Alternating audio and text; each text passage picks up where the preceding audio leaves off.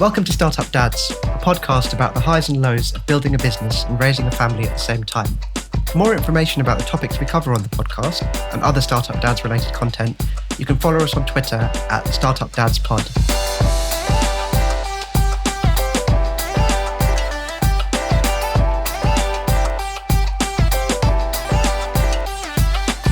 I'm Amrit, co-founder of Hyperexponential, a tech startup that I co-founded in 2017.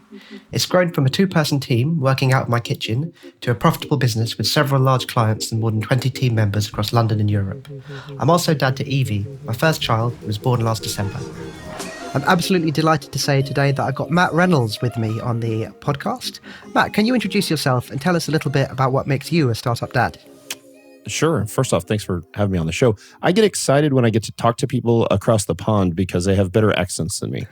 It's funny. I did another podcast yesterday with a guy from Scotland, and I was like, I love your accents. They're fantastic. So yeah, I'm Matt Reynolds. I run a company called Barbell Logic. My first company was actually a gym called Strong Gym, which was a hardcore training gym, but in a concierge boutique sort of environment. So high-level customer service, but with hardcore training. And so that really kind of started to set ourselves apart. I sold that business at the end of 2015 and officially started an online strength coaching business, which is now morphed into what Barbell Logic is. And so Barbell Logic is really a high-end concierge, high-touch online coaching company. We have around 70 expert coaches that work for us, a staff of in the mid 80s at this point, 85, 87. We pair our clients with a personal coach that will work well with them, not just in the gym or in the weight room, but that we hope that we are able to pair you often by personality. And we provide all of the programming through an app on your phone, and you video yourself on your phone doing your workout. And then our coaches, your personal coach, breaks down your workout every day within 24 hours. And so that is a little different than most of what you're seeing in the online coaching industry right now. So that's what we do at Barbell Logic. We also put out a ton of what we believe is high value, high quality content via the Barbell Logic podcast, the Barbell Logic YouTube channel, articles, ebooks, all of that stuff is free. And so we try to put out as much content as we can for free to educate. So that's what we do in the startup world. On the dad side, I've been married for 21 years to my high school sweetheart, Rachel. She is my training partner. We train together. We love it. Fitness is sort of a family event for us. And I have two daughters, one who's 16, Kaylin. She's one of the most outgoing people you'd ever meet in your entire life. She's never met a stranger. She loves public speaking, the kind of things that would terrify somebody else. She absolutely loves. And then my 10-year-old Kinsley, who is really almost the complete opposite of her older sister. She's super smart in science and technology. She's wired to be an engineer. She's a little more quiet and introverted, but they are both incredible kids. Fitness is a big part of our life and a big part of what we do. Being a startup dad, it allows me, I get to change people's lives for the better every single day and be very proud about what I'm doing. And I love that. Fantastic intro. Thanks so much. And for full disclosure, this is not a sponsored podcast, but I am a member of the Barbell Logic family myself. It's kept me remotely healthy and sane over the last year. So I'm a huge fan of your team, what you do. I'm really looking forward to this conversation.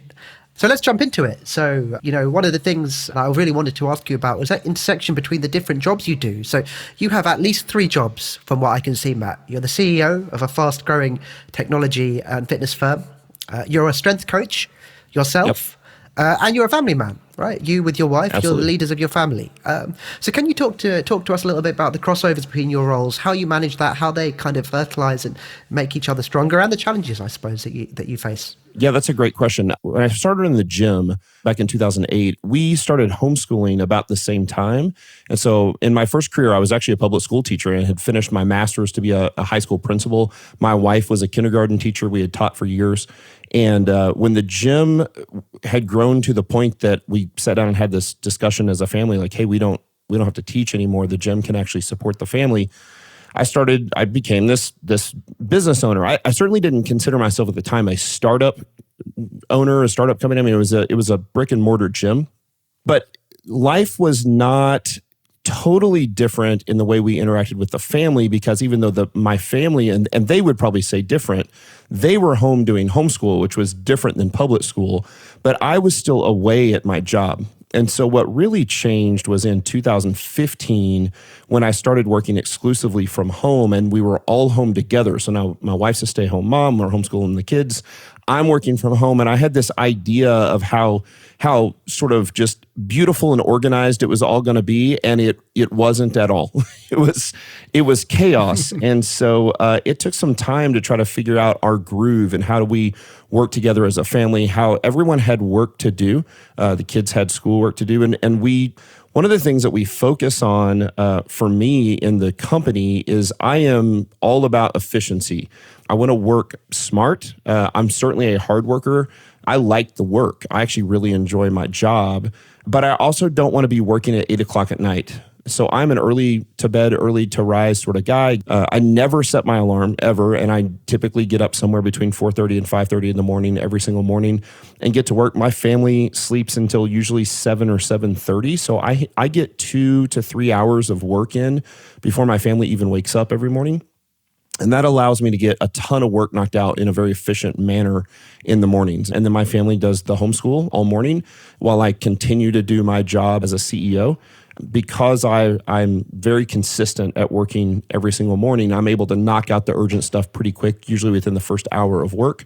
And that then allows me to focus on the more important things, the actually being a CEO, the working on the company and not just working in the company as a strength coach.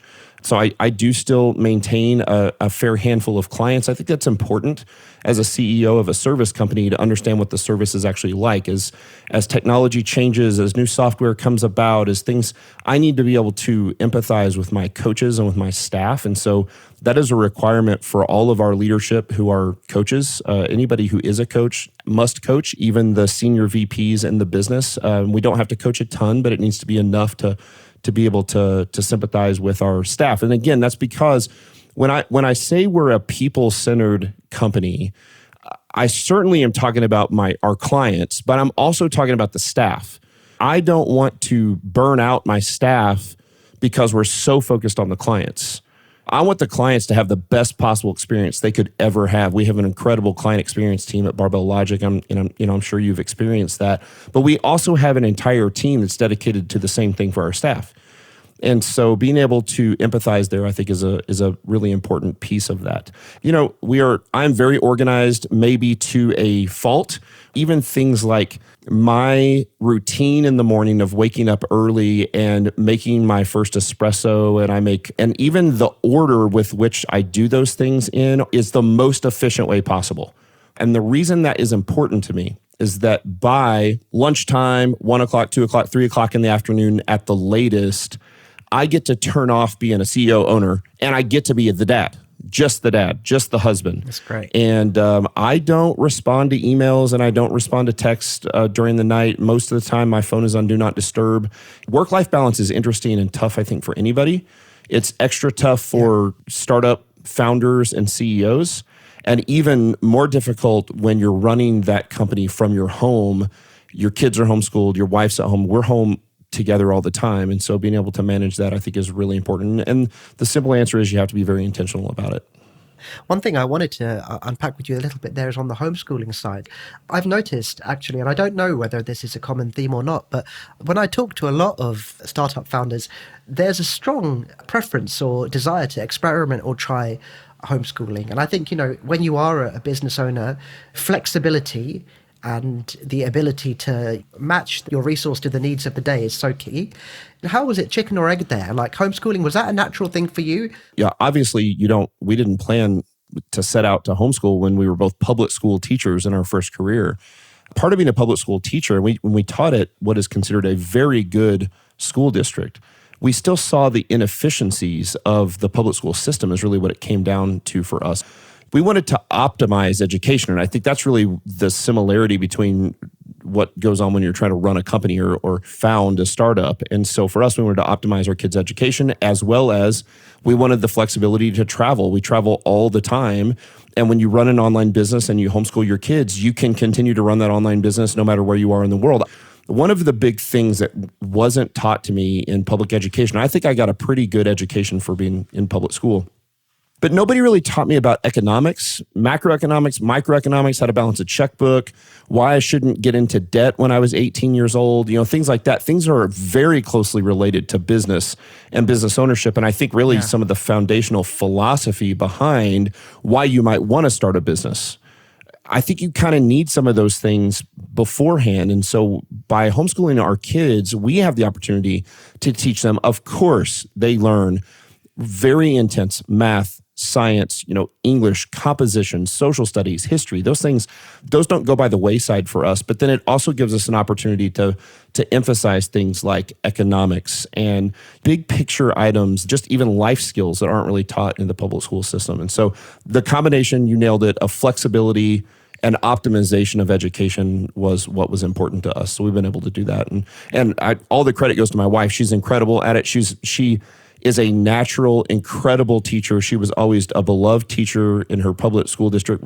If she can teach a classroom of 30 kindergartners, she can teach 2 kids at home.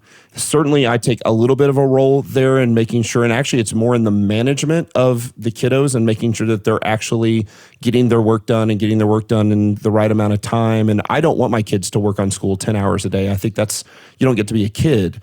Man, I've taught them that they can actually get an incredible education if they work really hard and efficient. They put their cell phones away and turn them on Do Not Disturb and practice those things that so many founders do, like pomodoros and 25 minutes of undistracted time. That works just as well for a second or third grader as it does a 40-year-old CEO. It's absolutely true. And I think some of the things you touched on there, we had a really great guest, Carl Reeder, a few episodes on the show about, and he talked so much about some of the things you just said that kids at school, and it's certainly for when I grew up, you don't get taught the fundamentals of business, which are not necessarily complicated, right, but are so important. Yeah. And it's amazing how, you can come out of school knowing the boiling point of bromine or whatever it is, but not necessarily knowing, what an interest rate can do. How many times do you consider basic opportunity cost every single day? I mean, it's probably 25 times a day. And yet it's almost never discussed. And so little things like that become really important. We, teaching our kids how to budget their money, teaching our kids how to save a percentage, how to give away a percentage. And, those things are really important for us. One of the things I found really amazing when I talk to pretty much every startup dad, startup mum, is how I think founders generally are serial optimizers. And the simple fact of the matter is you have more things to do than you have time. So you have to learn to optimize. To pass on the sense that time is precious, I think, is one of the most important things you can do for your children. Yep. I just hope they internalize it, right? That's the thing, is like at this point, and while they're kids and growing, there are times when there's that pushback from the kids where, they've got an hour of chores to do every day. And sometimes it takes them 5 hours. And I'm like, why did it take 5 hours? Like, you weren't really working. Like, yeah, I was working. Like, not really. And then you kind of sit down and you walk through it with them and say, hey, I want to make sure you understand. I have taught you how to optimize your work because I actually want you to be able to spend the bulk of your day doing the fun stuff you want to do. I don't want you to do chores and work for 5 hours. I want you to knock it out in under an hour and be done and get to go hang with your friends and listen to music and do the things you want to do. If you have to work for 5 hours, then that's worse, right? So this is actually for your joy. And so if you can actually communicate that and have it internalized, that's still to be seen. We'll see how well my kids take that with them when dad isn't able to put his thumb down on them. Well, I think about that a lot for sure. Awesome. Well, I've got a different question on a similar theme, actually. So the way Barbell Logic engages with its team and its clients, I can say that as one of your clients, is very heavily family oriented. And, I think the collective description you have for all of us, the team, our clients, is Block Fam. And one of the things I wanted to explore with you, because it's very well known, Reed Hastings, who I really like and I'm a huge fan of. He's got this fascinating analogy, though. He talks about Netflix as a high-performing sports team. And I was watching a documentary about one of the most high-performing sports teams of all time, Manchester United, football, soccer team over here. And the opening thing that Alex Ferguson said was, we're a family. So you got Reed Hastings going, our business is a sports team. It's not a family. And they're one of the greatest sports teams of all time going, no, we're like a family here. How do you think about this? How do you think about that when it comes to your business? Yeah, this is such a great question. So first off, I'm a huge Netflix fan. I'm a huge Reed Hastings fan. I've read everything that's ever been written about it. We have taken a ton from their culture documents, and the way we do HR at Barbell Logic that's had a big impact on us. I've watched every documentary ever done on them. I've actually changed a little bit here on a personal level over the last couple years. That hashtag #BlockFam came from the clients. It didn't come from me. And I'm thankful for that, because I want our clients to think about our company like it's a family. As a matter of fact, to the client, I think it should feel like a family. To the paying customer, if they feel like it's a family, boy, you've hit a home run on the community or culture. That's huge. I want my staff to think about it like a team. The difference between a family and a team, and what Reed Hastings talks about, is that we are a high-performing team, and we absolutely will go to war with each other. And I don't mean that, I'm not throwing that word around. It's not the same thing as war, obviously, but like, you're willing to fight hard battles together in this team. But it's always for the good of the company. And when we start to think about things in that way, the way Netflix describes it, was what's best for the company is almost always what's best for me as well.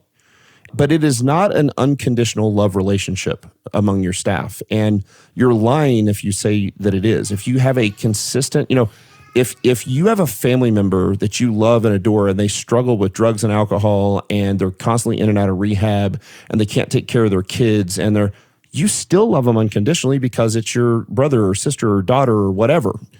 But if that's the same case and it's your employee, you fire them.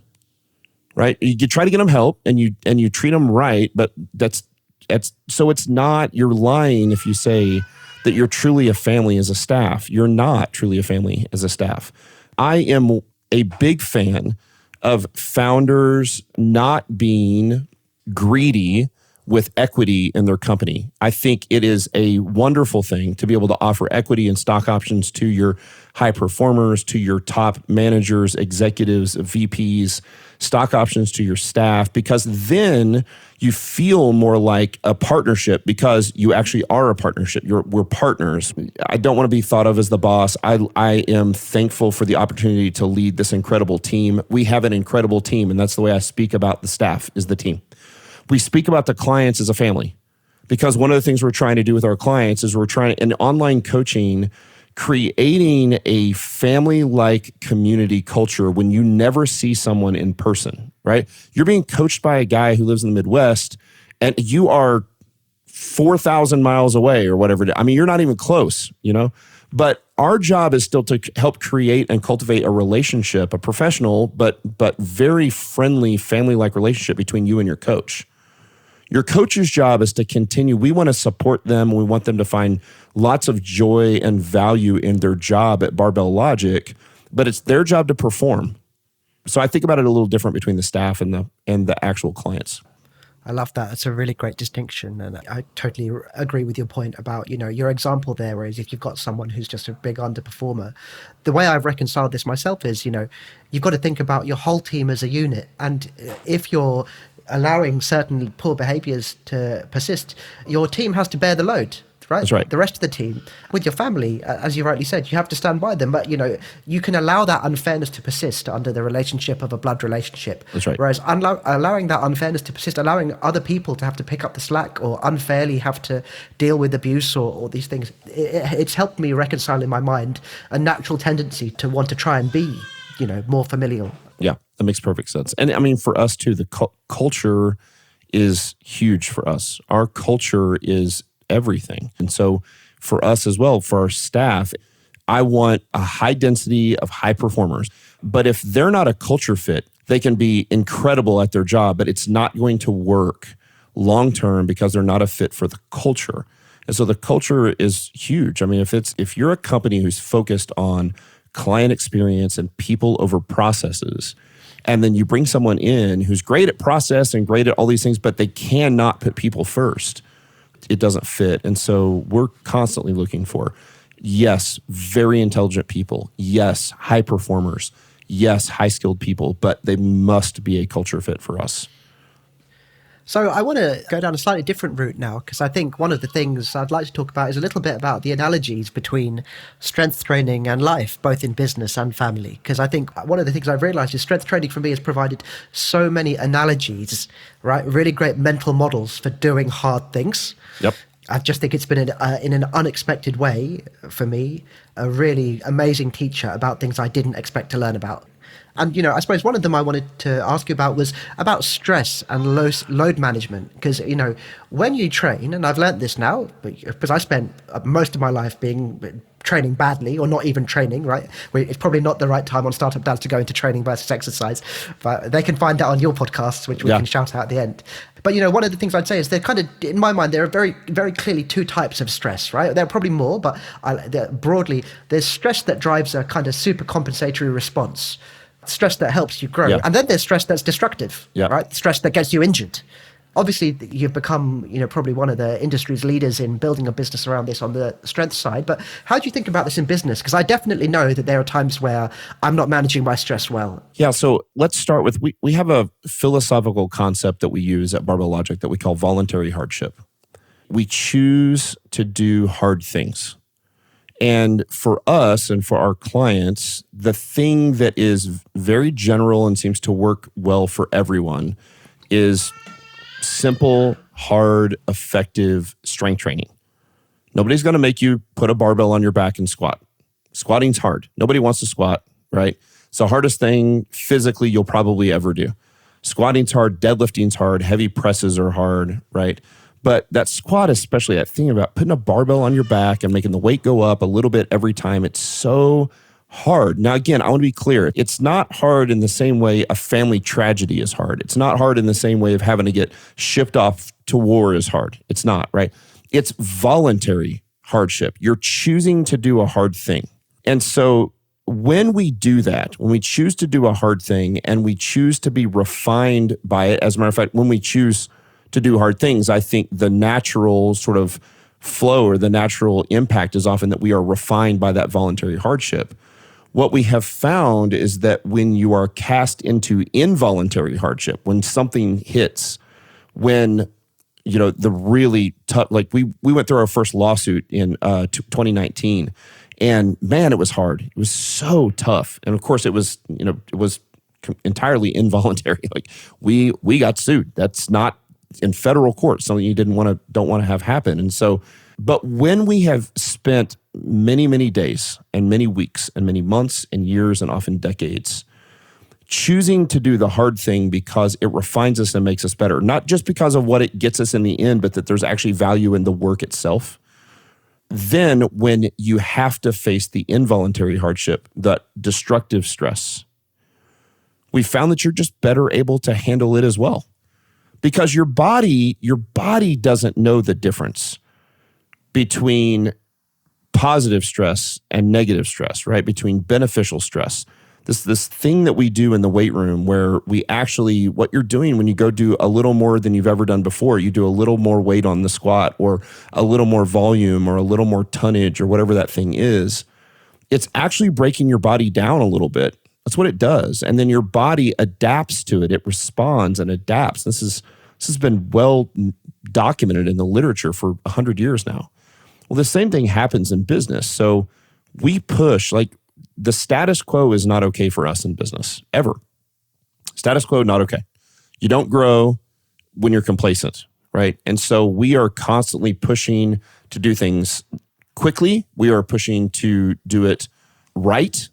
Another one of our core values and core tenets is that we always choose rightly, whether it's best for us or not. Like we choose what's right, what's morally right, what's ethically right. Like we're going to do the right thing. That doesn't mean that we've always done or made the right choice. Like sometimes you look back in hindsight, 2020, and you go, I screwed that one up.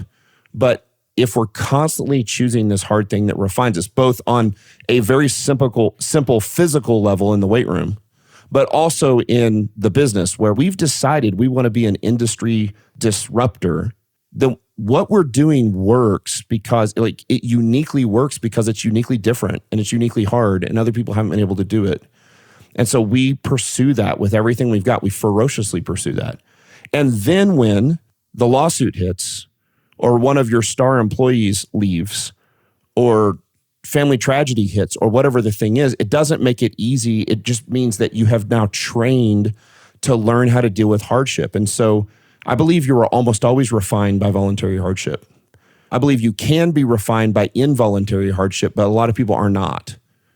Yeah. But the ones who have the best chance of being refined for the better through the involuntary hardship are the ones who have chosen a daily walk of voluntary hardship to prepare for that. Life is peppered with some of those tragedies and some of those involuntary hardships. And your physical life is the same. So you train in the gym to be better and more resilient and more anti-fragile. And then one day when you get COVID, you handle it better. One day when you get cancer, you handle it better. You know how to fight the hard physical fight, just like you learn how to do the same thing in the mental, emotional, social, managerial, business world. It works exactly the same way. I love that. It's a fantastic exposition on the analogy. At HX, we talk a lot about this isn't going to be an easy place to work.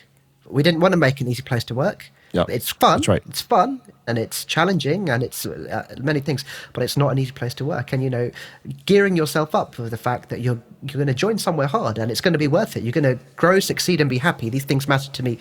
For me, if I can align that in every single team member we have, then the business just sorts itself out. That's right. Yeah. And I really love your analogy there that you talk a little bit about reflecting on the challenges you're going through. Because Ray Dalio, I think, from Bridgewater Associates, he talks about one of the greatest things in his view that distinguishes people is people who grow is that if they can reflect on their pain.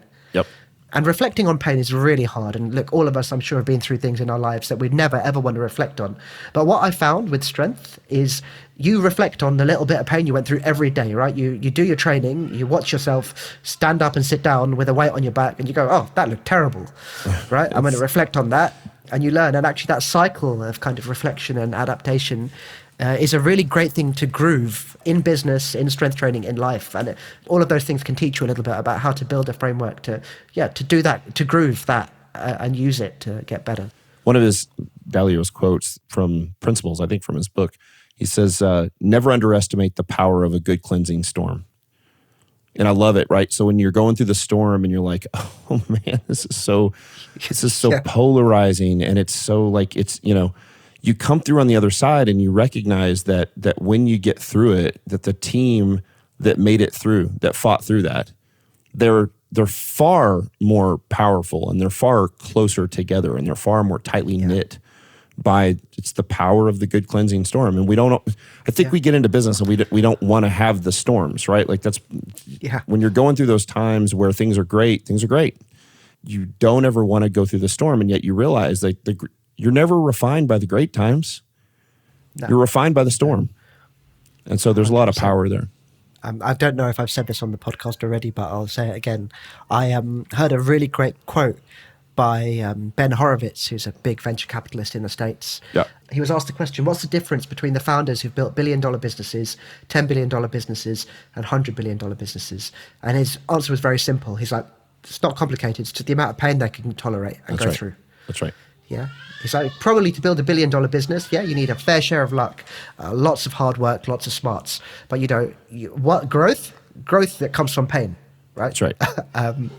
Yeah, his book, The Hard Thing About Hard Things, I've read probably 10 times at this point. It's one of my favorites. It's actually cathartic for me at this point. Like when we're in the cleansing storm, I go back and read The Hard Thing About Hard Things. As a matter of fact, that entire family tree that really came from Andy Grove. So Andy Grove is one of the, who was known as one of the best managers of all time, has a book called High Output Management. So for your listeners who are founders, that is an absolute must read, High Output Management. Yeah. He trained this young manager, John Doerr, who then wrote Measure What Matters about OKRs, and it's completely changed the world of the way you set about setting goals and actions and metrics and those sort of things for companies like Google and Apple and Amazon.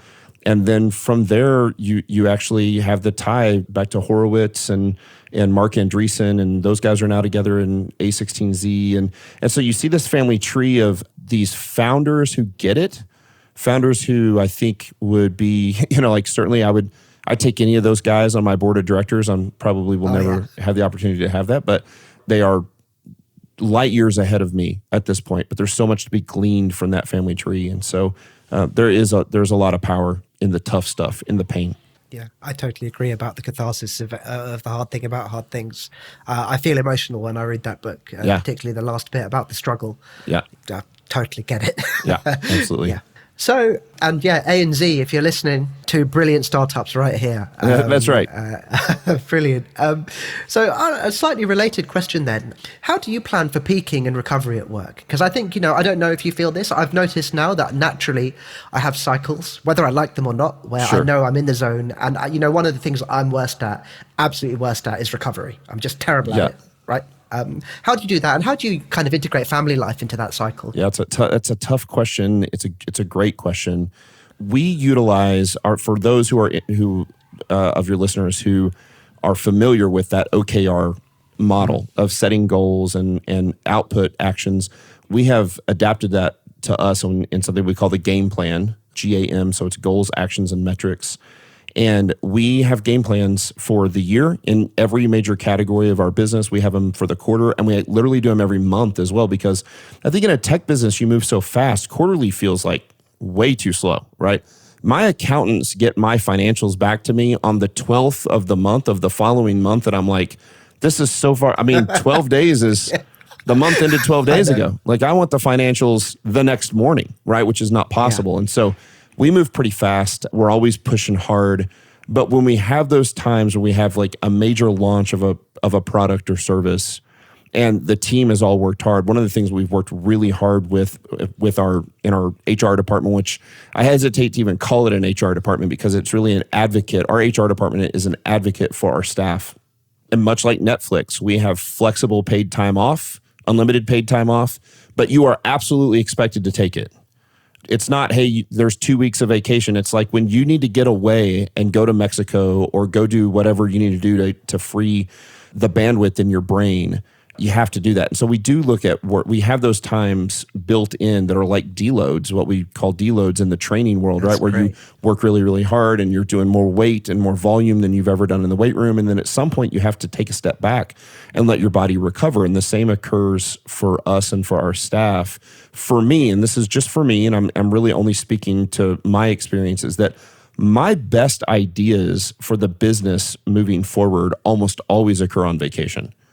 It's when I'm not in the day-to-day operations at all for a week or 10 days or 2 weeks that I come back and go, oh my God, I just got this. I can see now this little pivot that needs to occur, this addition that needs to come in. And it's not coming back and turning the business on its head. It's like you see it comes back to that optimization.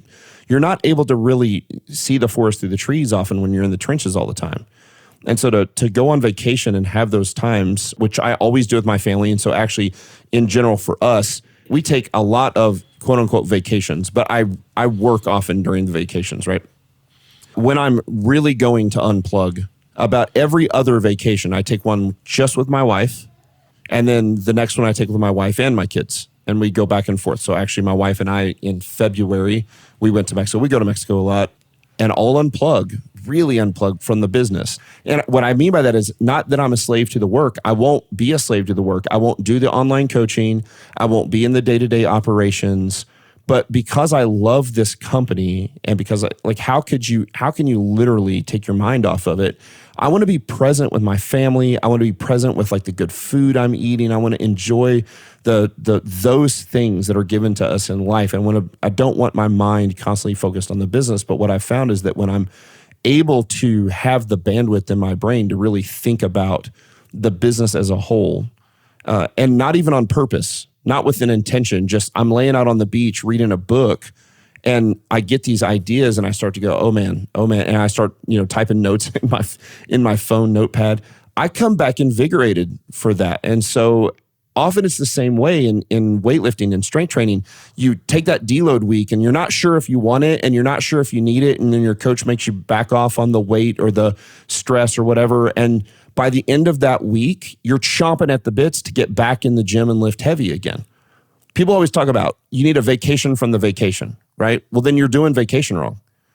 And we do some of those too. Like sometimes we take vacations where we go to cities and we explore the whole city and it's go, go, go the whole time. But that's not even really a vacation. That's almost like a part of the homeschool process. We go to DC and we go to all the museums and we go to the Smithsonian and, we go to the art museum. We go to all these.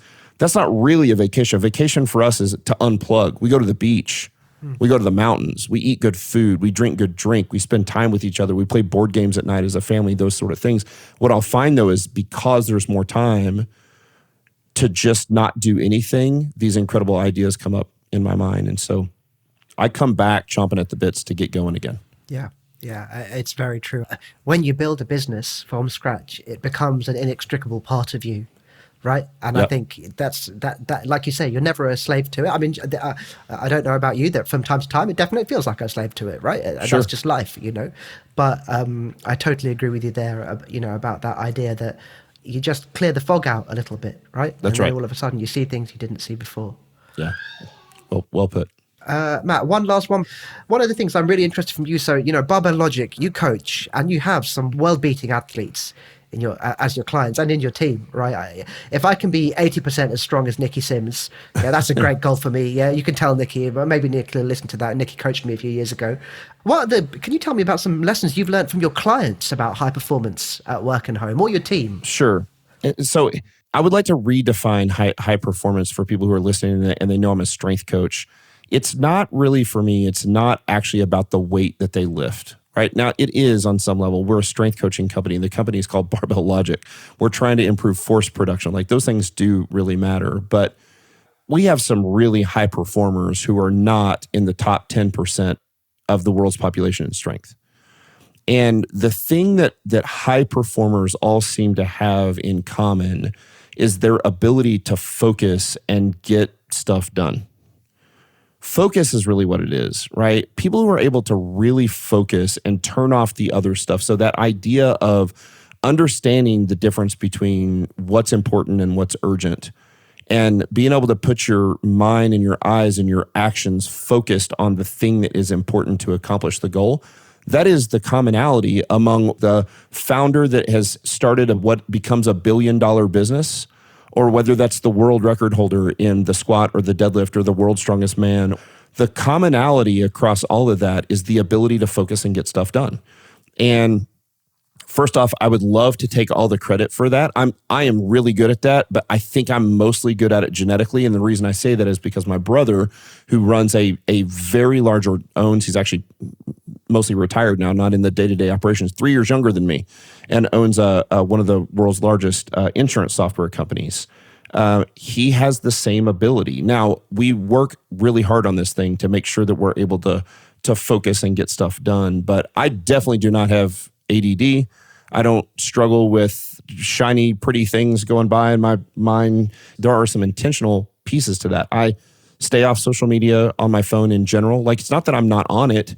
It's just that I have the specific times when I'm on it, and it's very rare. I have all the notifications turned off my phone. I have all those, like that sort of Cal Newport version of deep work. To really be able to work deep on the thing that matters is the thing that separates the high performers from the ones that are just okay. And that is the same. That's true whether we're talking about in the gym or in the boardroom. The ability to focus and get stuff done is really what it's all about. Bang on, straight to the point, and so true. And you see it, relentless focus on execution, throwing away the things that don't matter and doing the things that do. That's right. It's not very complicated, is it? Well, it's easier said than done, right? Because it requires you to pull some weeds, right? You got to pull the weeds. And often people don't want to pull the weeds. But everybody has those places that you look at and you go like, this isn't bringing me any value. I thought about this years ago as the business started to really grow like crazy in 16 and early 17. I started thinking about all the things I was doing on a daily basis in the day-to-day operations that I just hated. Like, I hated calculating payroll, I remember, was one. I mean, it was still early enough. We didn't have an HR department, right? You're a team of 5. I had 2 employees and I had 25 or 30 contractor coaches. And I'm calculating payroll and I'm the guy paying the payroll, which means as I see the number continue to increase at the bottom, I'm just getting more angry. You're right. And yet it's a great thing. The more you pay out, it's the more money that's coming in. It's all good. And I started thinking like, why am I calculating payroll? I'm running I own the company, right? So That was one of about 25 things I immediately, like literally, that was on vacation. While I was on vacation, I hired someone to start doing our payroll, and I never did payroll again. And I still don't do payroll because I just go ahead and tell me the number once it's worked out. Like, okay, there it is. That's how much is coming out of the account. Got it, And by doing that, it allows me to focus on the things that I am good at and where I can actually contribute to the business. It's not that doing payroll is not an important part of your business. It is an important part of your business. But the CEO of a company with 90 employees should not be calculating payroll anymore. And that's not because I'm too good for it. Just like I'm not too good to clean the toilets or there is no job that I'm too good to do. But for me, it became very important to start to go, okay, how do I free up the space to do the stuff that really matters, where I can really contribute and move the needle for the company? Yeah, it circles really nicely around to that point of opportunity cost. Yeah. I read a really great hack, which I use now myself, by Tue Apr, who is the CEO of Shopify. And he just talked about color coding his calendar by leverage. Yeah, right. And that's he's so like, good. what's the highest leverage thing that I can do? And then at the start of the week, he looks at it and goes, okay, I need to get rid of these low leverage things. That's right. That's right. I got to find a way. I got to group them up and move them on. Outsource, automate, engineer, whatever I got to do. I've got to do that. It's great. It's just been so great for me. It's very similar to what you were saying there. So absolutely. Couldn't agree more. Well, Matt, look, what an amazing episode. I wish we had another 2 hours to keep this going. I'm going to probably harangue you at some point again to come on the show again as Barbell Logic continues to grow and thrive. Let's wrap up, I suppose. What's the biggest lesson that you've learned from your journey in entrepreneurship that you want to pass on to your kids? Ooh, that's good. That work ethic matters. That what work gets us, i.e. the paycheck, isn't the goal, but that the work itself can be the goal, that the work itself is refining, that there's value in the work. The paycheck's great. Don't get me wrong, right? It's just like with strength training. For us, everybody wants to look better. There's nothing wrong with wanting to look better. But if looking better is the sole reason for doing the physical work, you've missed the mark, right? We do the work to improve quality of life. What we do in the gym improves our quality of life. It helps us perform better physically, mentally, emotionally as a dad, as a husband, as a business owner. Those things all matter far more. And the natural byproduct of that is, oh, by the way, we also get to look better. Work is the same way. Like you do work and you get paid for the thing and the pay is awesome. But that's not the goal. The goal is to love the work, is to understand the refining process of the work. Like that, there's power in that. My old podcast partner used to called it my Protestant work ethic. He was like, you're just too deeply rooted as a Calvinist, man. And I don't know that that's what it is. I enjoy it. Now, listen, there was a time in my life when I had a job, when I was a public school teacher, when I had that I hated the work. I hated the work. And so if you find yourself there, like that's a terrible place to be. And so for me, finding joy in the work itself, I think was huge. And that's what I hope I get to pass on to my kids and to other people that I influence. Brilliant. Well, look, that was amazing. I'm sure that I'm not allowed to say this, but I'm going to say it. This has been my favorite conversation we've had so far. Thank you. Absolutely fantastic. So I suppose before we wrap up, we like to close our episode with our regular feature, Startup Shoutouts. It's a non-sponsored section where we shine a light on some of the organizations, people, or teams in the startup ecosystem that we admire. Startup Shoutouts. So, Matt, who's your startup shoutout this week? I was thinking about this. What we do in piggybacking off of what I just said, I believe that what we do in the gym and the way we coach improves quality of life. And it's not the only way to improve your quality of life, right? Getting strong.